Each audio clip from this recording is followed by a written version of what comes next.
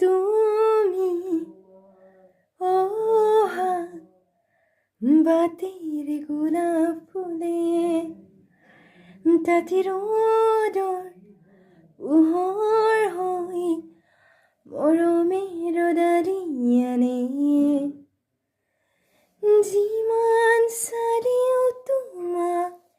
হেঁপাহ নপলায় কোনেও দিব নোৱাৰে মৰমৰ সমান